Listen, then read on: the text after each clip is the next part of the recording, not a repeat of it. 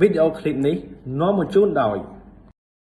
UAG Trade Asia Co Ltd ជាឈ្មោះជាសាឧបករណ៍និស្សិតដែលទទួលស្គាល់ពីគណៈកម្មការមូលបត្រកម្ពុជា FX Cafe Trading is Life Cafe is Love អាដាមសា SC មានលក់អាហារបំពតដែលទទួលស្គាល់ពីក្រសួងសុខាភិបាលសួស្តីអ្នកនរគ្នាសូមស្វាគមន៍កាន់ page UTA FX TV ថ្ងៃនេះនាងខ្ញុំធីមានកិត្តិយសចូលរួមជាមួយនឹងក្រុមការងារ UTA របស់យើងចា៎ដោយសពមួយដងអញ្ចឹងកម្មវិធីរបស់យើងគឺតែងតែលើកក៏ដូចជានាំមកនៅប្រធានបទថ្មីប្លែកៗដើម្បីមកចែករំលែកជូនបងប្អូនទាំងអស់គ្នាអញ្ចឹងណាក៏ដូចជាថ្ងៃនេះផងដែរខាងយើងបានលើកប្រធានបទមួយដែលបានសំដៅពរយ៉ាងច្រើនខ្លាំងមែនទែននៅក្នុង inbox ក៏ដូចជាក្នុង website របស់យើងផ្ទាល់អញ្ចឹងណាចាជំនួសមកគាត់នោះគឺគាត់ចង់ដឹងថាតើអ្វីទៅគឺជា CPI និងអ្វីទៅគឺជា PPI CPI នេះគឺពាក្យពេញរបស់គាត់មកគឺមានន័យថា Consumer Price Index និង PPI Producer Price Index បាទអញ្ចឹងតែចង់ដឹងថា CPI និង PPI គឺជាអ្វីអញ្ចឹងអាចคุยជាមួយរបស់ស្បាត់ទាំងអស់គ្នាអូខេបាទសួស្តីអ្នកខ្ញុំមកជួយស្បាត់ទៀតហើយមកដែរអូខេអញ្ចឹង CPI ហើយនិង PPI គឺជាសំណួរដែលពេញនិយមហើយក៏យើងអាសាឃើញដែរនៅក្នុង Forex Theory ក៏ដូចជា investing.com អូខេអញ្ចឹងខ្ញុំសូមបកស្រាយទៅលើពាក្យថា CPI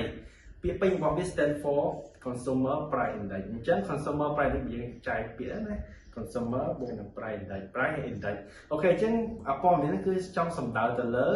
សន្ទុះនៃការប្រែប្រួលទៅលើអីវ៉ាន់ឬក៏សេវីហ្នឹងដែលសំដៅទៅលើខ្លះគឺអតិថិជនជាមានថាតម្លៃហ្នឹងវាអាចឡើងឬក៏ចុះទៅតាមហ្នឹងគឺសំដៅទៅលើ consumer អញ្ចឹងបើសិនជា consumer រៀងច្រើនទៅតម្លៃវាក៏កើនឡើងខ្លាំងដែរអញ្ចឹងណាអូខេហើយ consumer price index ក៏ CPI ហ្នឹងគឺវាមាន M&M ហើយនិង Q and Q អូខេ M&M Q and Q ហ្នឹងវាពាក្យពេញថា M&M មានន័យថា month on month Q and Q ហ្នឹងពាក់កណ្ដាលឆ្នាំមានន័យថាត្រីនេះយើងត្រូវបាទត្រីនេះដែរបាទត្រីនេះquarter បាទ quarter on quarter អញ្ចឹងបើព័ត៌មានដែល impact ខ្លាំងនោះគឺយើងមើល month on month M&M អញ្ចឹងបើយើងឃើញ CPI Q and Q ឬក៏ M&M យើងមើល M&M ទៅមួយថ្ងៃអាហ្នឹងវា impact ខ្លាំងទៅលើទីផ្សារហើយមួយទៀតទៅលើ PPI ក៏ stand for ទៅលើ producer price index អូខេអញ្ចឹងអានេះគឺសំដៅទៅលើ raw material ហ្មងអញ្ចឹងមានន័យថាធម្មតាឧទាហរណ៍ថាយើងផលិតឡានមួយអញ្ចឹងយើងត្រូវការដែកយើងត្រូវការជ័រយើងត្រូវការវត្ថុធាតុដើមអញ្ចឹងបើសិនជាវត្ថុធាតុដើមជីមកវាថ្លៃយើងបញ្ចូលជីមកក៏ថ្លៃដែរអញ្ចឹងក៏សន្ទុះវាក៏តាមនឹងដែរអញ្ចឹងសន្ទុះវាទៅលើ service ក៏ product ដូចគ្នាដែរអូខេវាក៏មាន M&M ហើយនិង Q and Q ផងដែរ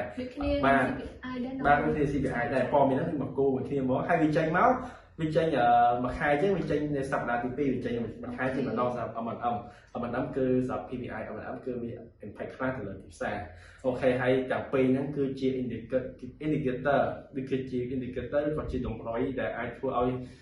ប្រធានធនាគារកណ្ដាលគាត់សម្រេចថាតើគួរតម្លើងឬក៏បន្ថយអត្រាការប្រាក់គឺតាមហ្នឹងអូខេអញ្ចឹងសម្រាប់ PPI CPI អស់ហើយមានតែប៉ុណ្្នឹងទេបាទអូខេអញ្ចឹងសូមអរគុណសូមជម្រាបលាបាទ